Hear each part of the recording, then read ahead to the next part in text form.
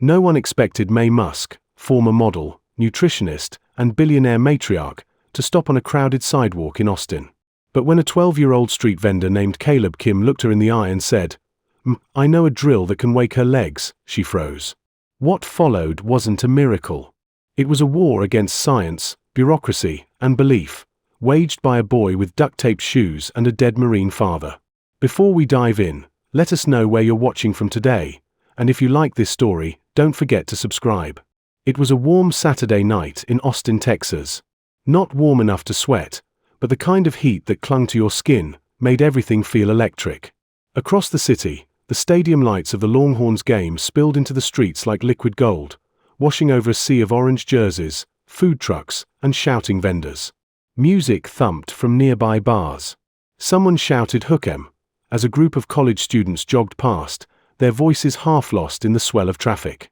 But on the corner of 23rd and San Jacinto, just outside the entrance to Dell Children's Hospital, everything felt oddly still. Maye Musk, 75, stood beside the rear door of a pearl-colored SUV. Her silver hair caught the stadium light, and her posture, always upright, always composed, wavered slightly as she leaned in to lift her 10-year-old granddaughter from the back seat. Sophia didn't speak. She rarely did anymore. Her arms hung loosely at her sides, legs curled beneath a soft fleece blanket. Her fingers gripped nothing. Maye moved carefully, lifting the child the way someone might carry a stack of porcelain, aware, always, of how fragile life had suddenly become. Guillain-Barré syndrome. That was the name they gave it. A few weeks ago, Sophia had been climbing trees and racing her cousins. Now she couldn't feel anything from the waist down. The doctors said recovery was possible. The same way people say spring will come, eventually. Across the street, weaving through the crowd like he belonged to none of it, was a boy. About 12. Korean American. Lean frame, oversized hoodie, duct tape around one shoe, pushing a squeaky cart of pastel-colored cotton candy. His left arm was sunburned, his right had an elbow pad made from an old sock. He walked like he knew exactly where every crack in the sidewalk was. Fast, quiet, sharp eyes. He stopped a few feet from Maye. His name was Caleb Kim. No one knew that yet. Maye was adjusting the straps on Sophia's wheelchair when she heard the voice. The boy said calmly, "I know a drill that can wake her legs." She blinked. "Excuse me?" I said. He pointed, gently, to Sophia's legs, then back to his chest. "I know a drill. It helped my dad after the blast. I can show you." Caleb's voice wasn't desperate. It wasn't salesy. It was still. Centered. Like someone speaking from inside a decision that had already been made. Maye stared at him. His face was open, unreadable. No name badge. No uniform. No adult nearby. She turned toward the hospital doors. Inside, a nurse was calling out names from a clipboard. "Sophia Musk. Sophia Musk." Caleb said again, a little softer this time. "They're going to inject her with steroids. Once they start that, nothing else will work. Not this." Maye's body tensed. "How do you know that?" "Because," he said, "they told my dad the same thing. He didn't take the shot." He walked again. Maye blinked against the fluorescent lights spilling from the entrance. The nurse was now moving toward them, her expression efficient and kind. We're ready. This is the last patient slot for the neurology trial tonight. We'll need your consent signature now, please." Maye didn't answer. Caleb didn't move. Sophia looked up at her grandmother, her face small and pale. She didn't speak, but her eyes, those wide, questioning eyes, searched for something steady to hold on to. Time bent in a strange way. The kind of silence that comes before a coin hits the floor. Maye turned to the nurse. "Can we have 15 minutes? The nurse hesitated. If you don't go in now, they'll bump her to Monday." "And that means," "I know what it means," Maye said. She looked at Caleb. "You have 10. He nodded once, stepped back, and pulled something from the cotton candy cart, a duffel bag, stained at the corners, zipper half broken. He said again. "I'm not a doctor. But I know what I saw. My father was a Marine. The doctors gave up on him. This drill woke his legs. I memorized it. Because I thought I might need it one day. Why? Because when he died, I couldn't walk for 3 months. Not because of my body. Because of my mind. And I made him a promise. Sophia was watching him now, eyes wide. He looked at May. If I'm wrong, you walk away. But if I'm right, he gestured gently toward the girl in the chair, you don't have to say goodbye just yet. The nurse's voice cut back in, now sharper. Maye Musk, who had faced catwalks, cameras, billionaires, and boardrooms, did something she hadn't done in years. She trusted a stranger. A barefoot boy with duct tape on his shoe. She nodded. Show me. It wasn't much of a park. Just a sliver of concrete near the hospital loading zone, bordered by low hedges and a flickering street lamp. But for Caleb, it was enough. He laid down a folded towel on the ground, smoothed it flat with both hands, and began unpacking the bag he had pulled from beneath his cart. No fancy tools. No wires or machines. Just a baseball, a small pouch of rice wrapped in duct tape, a bottle of water, and what looked like an old military knee brace, worn, frayed, but cleaned with care. May stood a few feet away, arms crossed, trying not to look like she was watching too closely. Sophia sat in the wheelchair between them, her feet still and quiet beneath the blanket. This is drill 38, Caleb said without looking up. It's not a name I made up. It was the 38th rehab protocol in my dad's logbook. He said it helped him remember what his legs were supposed to do after he forgot. May didn't respond. She was watching his hands. The rice pouch, Caleb explained, goes on the thighs. It heats the muscle, makes the brain pay attention. Then we use the ball to target what the military calls neuromuscular wake points. Places that respond even when the spine doesn't. He spoke like he was reciting from memory. Not hurried. Not hesitant. Just calm, clear, factual. Sophia tilted her head. Her voice came out in a whisper. Did your dad really walk again? Caleb paused. Looked down at the brace in his hand. He walked all the way to the gate the day he re-enlisted, he said quietly. The VA said he wouldn't. He didn't listen. May watched the boy carefully now. There was something precise about him. The way he moved. The way he checked the towel's corners. Like this wasn't new. Caleb knelt beside Sophia. I'm going to place this here, okay? Tell me if it's too hot. She nodded. He placed the rice pouch across her thighs, then pressed gently on her left knee with the heel of his palm. Too much? No, she said. He began rotating the leg in small, careful circles. Do you feel that? No. That's okay. He moved to the ankle. Lifted. Rotated. Then placed the baseball under the foot and rolled it slowly. Breathe, he said. Don't force it. Let the leg be what it is right now. May stepped closer, the concrete cool beneath her heels. Her arms were still folded, but her eyes had softened. Then came the voice. Hey, what do you think you're doing? A man in a navy blue jacket with security across the chest strode toward them from the hospital entrance, walkie crackling at his side. You can't run clinics on hospital property, he snapped. Liability issue. Who even authorized this? Caleb sat back on his heels, hands still. May turned. He's not running a clinic, she said, her voice calm but firm. He's showing my granddaughter a stretching routine. That's all. The guard scoffed. Lady, I watched him unpack a duffel and lay out equipment. That's a procedure. You can't do that without medical clearance. May took a step forward. She didn't raise her voice. And I've watched a dozen doctors tell us there's nothing left to try. If this boy wants to spend 10 minutes helping her feel like a person again, I'm not stopping him. He doesn't work here. If something happens, then I take full responsibility, May cut in. He's not selling snake oil. He's trying to help. Honestly, he's doing more good in 10 minutes than anyone inside has done in 10 days. The guard hesitated. His radio buzzed, someone calling for backup. He glanced at Sophia, now watching him quietly, her hand resting on Caleb's. I'll give you 15, he muttered. But you didn't hear that from me. He walked off. Caleb exhaled slowly. Maye turned to him. That happen a lot. More than you'd think, he said. She knelt beside him. Her blazer brushed the edge of the towel. What else is in that bag? Caleb unzipped it slowly. Just things my dad trusted when everything else failed. Maye looked at him, eyes unreadable. Then let's see if they still work. Sunday morning arrived quiet and clean. No crowds. No security guards. Just the stillness that comes before the city fully wakes. Lady Bird Lake shimmered like glass beneath a grey sky, the walking trail mostly empty, save for a few joggers and an old man fishing from the rocks. Caleb was already there. He had arrived before sunrise, dragging his squeaky cotton candy cart off the curb and into the patch of grass closest to the trail.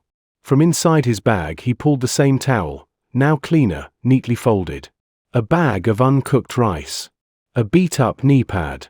A water bottle with a Marine Corps decal on the side. And last, carefully tucked into the side pocket, a brown leather glove with the initials DK stamped near the thumb. He laid everything out like it mattered where each piece went. Because to him, it did. Maye arrived 15 minutes later, driving her SUV slowly over the gravel lot. She stepped out first, then helped Sophia down. The girl was bundled in a light jacket, a scarf loose around her neck. Her hair was pinned back, a little uneven, like she'd tried to do it herself. "Good morning," Caleb said. Maye nodded. Sophia gave a small wave. "Hi," she said. He smiled. "Ready?" She nodded. This time, he worked slower. The pouch of warm rice went across her thighs again. He checked the temperature twice before setting it down. The glove went on his left hand, her left side, his right shoulder square to her chair. He began rotating her knee, small motions, counting in a quiet rhythm she could follow. 1, 2, 3. Pause. Reverse. Maye sat a little farther back this time, on a fold-out chair, arms crossed, watching everything. After about 15 minutes, Caleb changed positions. "Okay," he said softly. "Let's try something new." He placed the baseball under her foot and began rolling it gently. Then he asked, "Can you try to curl your toes around it?" Sophia stared at the ball. "I don't know how. Just think of it like picking something up with your foot. Not a big thing. A pencil. Or a napkin." She concentrated. Her eyes narrowed. Her fingers clenched the sides of the chair. Nothing happened. Then, a twitch. It wasn't big. It wasn't even sure. But her big toe curled slightly inward, just enough to catch the edge of the ball. Maye leaned forward. "Did you feel that?" Sophia blinked. "I think so." "That's good," Caleb said. "That means the signal's starting to go through." Sophia smiled. Not wide, but real. It was the first time she'd smiled during therapy of any kind. Across the trail, someone was walking their dog and paused, noticing the scene. A girl in a wheelchair. A boy kneeling beside her. An older woman watching. The kind of scene people usually look at for a second, then move past. Except this man didn't. He pulled a small drone from his backpack. Launched it quietly. Let it hover from a distance, just above the oak trees. Silent. Out of sight. He recorded for 2 minutes, then packed it away and left. By late afternoon, the video was up. No caption. Just the hashtag, Miracle Kid Austin. No one in the video had names. But within hours, comments flooded in. Who is this kid? What's that drill? Is this real? Maye found out that night, when her assistant forwarded her a link. She watched in silence. The framing was shaky. The colors washed out. But you could see it. The moment Sophia curled her toe. Caleb leaning in. Maye lifting her head, mouth slightly open. It had already hit 50,000 views. She texted Caleb the link. He read it. Didn't reply right away. Then, a minute later, I didn't know someone filmed. Maye called him. "Do you want me to take it down?" She asked. There was a pause. Then Caleb spoke, voice quiet but certain. "I'm not doing this for the views, I know. I'm doing it for her. That's all. Then don't worry, she said. But deep down, May knew this wasn't going to stay small for long. Some stories don't need permission to grow. They just need someone to notice. And someone else to believe. It rained that morning. Not a heavy rain, just the kind that turned dust into paste and made the grass at Lady Bird Lake stick to your shoes. The city looked grey, quieter than usual. Clouds pressed low. The kind of day where hope felt far away. May pulled into the lot 10 minutes early. Sophia didn't say much during the drive. Her arms were folded across her chest, her gaze locked to the passenger window, lips pressed tight. She hadn't smiled in days. Caleb was already there. Same towel. Same bag. But he didn't speak first this time. He just nodded. Quiet. Measured. Like he could already feel something was off. Sophia wouldn't get out of the car. May opened the back door and crouched beside her. Sweetheart, Caleb's waiting. I don't care. He came early. He made everything ready. I said I don't care. Her voice cracked on the last word. May paused. Talk to me. Sophia's hands balled into fists. Her voice rose, not loud, but sharp. Why are we doing this? Every week. Every Sunday. Everyone watches. I curl a toe and everyone claps like I won the Olympics. It's not nothing, May said gently. It feels like nothing. I can't feel anything. I can't even pretend anymore. Her voice dropped to a whisper. I hate my legs. They are dead. Like they're not even mine. Caleb stood by the towel, listening. Not moving. Just listening. After a moment, he walked over. Quiet steps. I used to feel that way too, he said. Sophia didn't look at him. After the explosion, my dad couldn't walk. The VA told him to adjust. Gave him a scooter, some brochures. For a month, he didn't leave the living room. One day, he threw his glove at the wall so hard it cracked the drywall. May blinked. Sophia slowly turned her head. Why? Because he was angry. Because he felt like something had been taken that no one could give back. But you know what happened after that? What? He picked it up. And the next day, he started again. That doesn't make it fair, Sophia said. It's not fair, Caleb said. But being mad means you're still fighting. People who stop being mad, they've given up. Sophia stared at the dashboard. Her voice dropped again. It's not just the legs. It's the stares. The pity. The way people whisper when I pass. I'm tired. Me too, Caleb said. I'm tired all the time. May watched them both. Something in her chest felt heavy. Back at home, that weight only deepened. An envelope had arrived by courier. From the hospital's legal department. Inside, a formal letter, signed and stamped. It has come to our attention that alternative therapies involving minors have been observed on hospital-adjacent grounds. We must advise that continued and sanctioned neuromuscular intervention may constitute a violation of care protocols, with the risk of further neurological damage. She read it twice. Then again. Words like unauthorized, liability, and medical consequences bounced around her head like loose change. For the first time, doubt crept in. Not about Caleb's kindness. Or his heart. But about the cost of trying something outside the system. What if they were wrong? What if this boy with duct tape and quiet confidence was wrong? She looked out the window. Across the yard, Caleb was leaving. Bag on his shoulder. Gait steady. Not running. Not staying. He didn't knock. Didn't say goodbye. Just walked down the street, one slow step at a time, into the misting rain. May didn't call after him. And Sophia stayed upstairs all afternoon, the wheels of her chair untouched. The sun came back the following Sunday. Not just light, but warmth. The kind of sun that cut through the grey and made the grass along Lady Bird Lake shimmer like someone had dusted the city in gold. Families wandered the park again. Dogs barked in the distance. And Caleb, back at his usual spot by the tree, laid out the towel like nothing had changed. But everything had. May didn't speak much that morning. She parked without music. Her blazer was pressed, but her eyes were tired. She had read the letter from the hospital 3 more times the night before, looking for some sentence that might let her believe what they were doing wasn't a risk. She hadn't found it. Sophia was quiet too, but in a different way. There was no anger today. No outburst.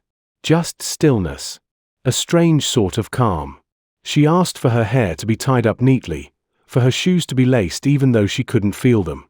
And when May helped her into the car, she whispered something the older woman didn't expect. If today doesn't work, that's okay. I don't want to force it.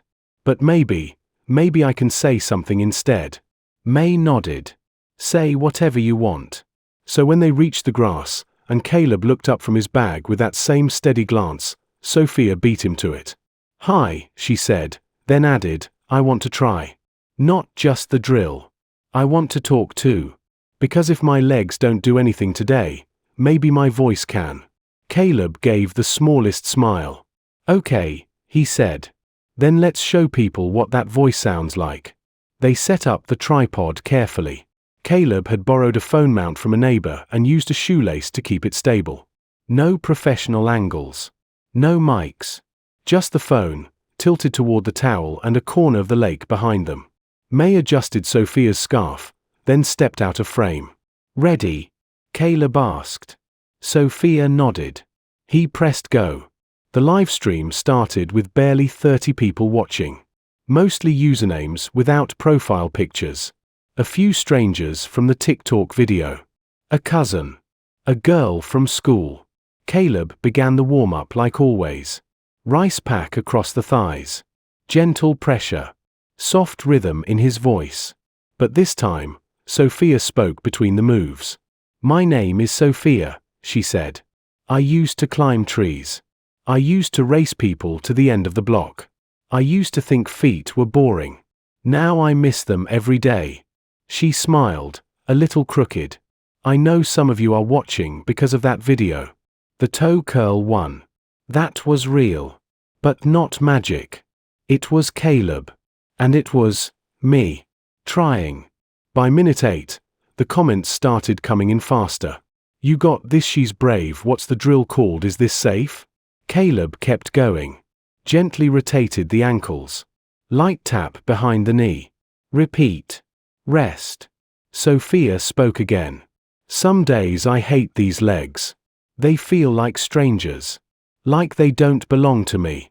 But I guess, if I keep showing up, maybe they'll remember me. Then minute 12. Caleb placed both of her feet flat on the towel. One hand behind her back, one under her knees. I'm not going to lift you. Just support, he said. You do the rest. Sophia nodded once. Then she closed her eyes. The muscles in her neck tightened. Her fingers pressed into the edges of the chair. Her jaw clenched. 17 minutes in, something shifted. Her knees quivered. Her ankles rolled slightly outward. And slowly, almost imperceptibly, her body rose. Not high. Not perfect. But both feet pressed against the ground. Her thighs engaged. And her spine began to lift. Caleb steadied her gently. May's hands flew to her mouth. Her breath caught mid-throat. Sophia opened her eyes. I'm standing, she whispered. In the livestream chat, the comments exploded. No way she's standing, I'm crying, oh my god, this is real, who is this kid? She stood for 6 full seconds. Then collapsed gently into Caleb's arms. He didn't celebrate. Just sat with her on the towel, one arm still supporting her back. That was you, he said. Not me. Not the drill. You. By the time May reached them, her cheeks were wet. Sophia looked up. Did it count? May knelt beside her. It changed everything. 3 hours later, the video had hit 3.4 million views. By that evening, the hashtags were trending nationwide. Miracle Kid Austin, she stood, drill 38, not a bluff, Caleb and Sophia. Then came the email. It hit May's inbox at 9:17 p.m., flagged as urgent. From Texas Department of Family and Protective Services. Subject: formal inquiry, unauthorized neurological intervention of minor. The message was cold. Clinical. We are conducting an investigation into the actions of one Caleb Kim, age 12, whose involvement in unlicensed therapeutic practices has raised concerns regarding safety, consent, and medical oversight. Maye stared at the screen. Sophia, upstairs, was humming to herself. No words. Just a soft sound drifting through the hall like wind chimes. Outside, the city slept. And a boy who never asked for attention had just drawn the eyes of the entire nation. The wind picked up that week. Not just the breeze off Lady Bird Lake, but the kind that swept through headlines and living rooms and conference rooms lined with polished microphones. Caleb Kim had become a name people either praised or questioned. Sometimes both in the same breath. CNN ran a segment titled The Danger of Unregulated Therapies. A professor from UT Austin, white coat crisp, glasses angled like a blade, looked directly into the camera. You don't fix the spine with rice packs and marine stories. That's not medicine. That's mythology. They cut to clips of Sophia standing, Caleb kneeling. A scrolling banner read miracle or misinformation. Maye watched it all unfold with her chin resting on her hand. The same screen that once showed runway campaigns now displayed split screens of her and Caleb, faces paused mid-expression, open to public opinion. Then the invitations came. Good Morning America. The Today Show. 3 major podcasts. 1 declined. 1 she ignored. But when Joe Rogan called, Maye asked Caleb directly, "You sure you want to do this?" He shrugged. "If I don't, someone else will say it wrong." The studio was colder than expected. The room smelled like coffee and tech wires. Caleb sat with both feet flat on the floor, hands folded over the leather glove resting on his knee. Rogan leaned in. "You know people are calling you a fraud, right?" Caleb didn't flinch. "I know. They say you're unlicensed. A risk. A lucky fluke." Caleb's voice didn't waver. "I don't know how to cure anyone. I just remember how my dad learned to walk again. I watched every drill, every breath, every mistake. And I believe bodies remember. You just have to give them a reason to speak again." Rogan nodded. Then asked, "You want to be a doctor one day?" Caleb looked down at the glove. "I don't need a white coat. I just need someone who still wants to stand up." The clip hit 5 million views in 2 days. Behind the scenes, the National Institutes of Health quietly began a preliminary review of Drill 38. A pilot study. Early feedback from neurologists suggested something worth exploring. Not proof. Not yet. But possibility. Meanwhile, Maye moved fast. She called 2 donors. Signed the paperwork. Filed the foundation. Maye Moves. A non-profit for mobility access, physical therapy equity, and mentorship grants. The logo. A silhouette of a girl taking her first step, hand held by a boy with a backpack and a single glove. Not everyone applauded. Opinion columns flared. One called her reckless. Another accused her of exploiting a child for feel-good headlines. Maye didn't respond. She kept the receipts. The scans. The results. She let Sophia's progress speak. But late one afternoon, as the sun leaned against the trees, she sat with Caleb on a park bench and asked what she hadn't yet dared. "Do you want to be a doctor?" He looked across the field. A group of kids were practicing Drill 38 with their parents. Someone had brought music. Someone else snacks. There were folding chairs, coolers, a small speaker playing soft jazz. "I don't know," he said. "Sometimes." Maye waited. "But I don't think I need to wear a lab coat to be useful. My dad didn't." She smiled faintly. "That's true." He turned toward her, face steady. "As long as someone still wants to stand up, I'll keep showing up." The wind lifted his hair slightly.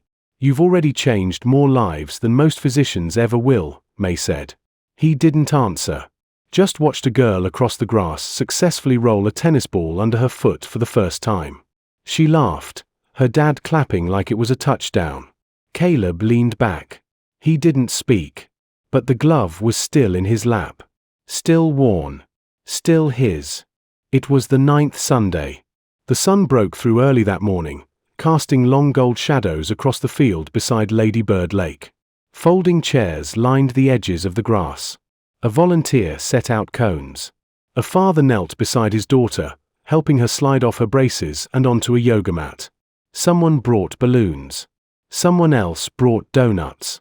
The air smelled like coffee, warm asphalt, and something else no one could quite name: anticipation. Caleb arrived without fanfare. Just his cart, his duffel bag, and the same glove he always wore on his left hand. The towel was folded tighter today. He laid it out near the same oak tree, exactly where it had been the first time. May stood to the side, dressed in a navy jacket and jeans, arms crossed lightly, face unreadable. Sophia sat quietly in her wheelchair, hair braided, sneakers double-knotted. Her hands didn't shake. Her eyes didn't wander. She wasn't nervous. She was ready. The live stream started at 11:01 a.m. 15,000 viewers joined in the first 2 minutes. This time, there were camera crews, not just phones. Local news. National outlets. A quiet team from the NIH, standing in the shade with notebooks and tablets. No one spoke when Caleb knelt beside Sophia. They didn't need to.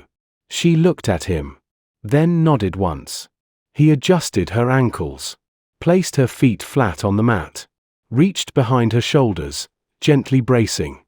Not lifting. Just guiding. "You do the rest," he said softly. Sophia closed her eyes.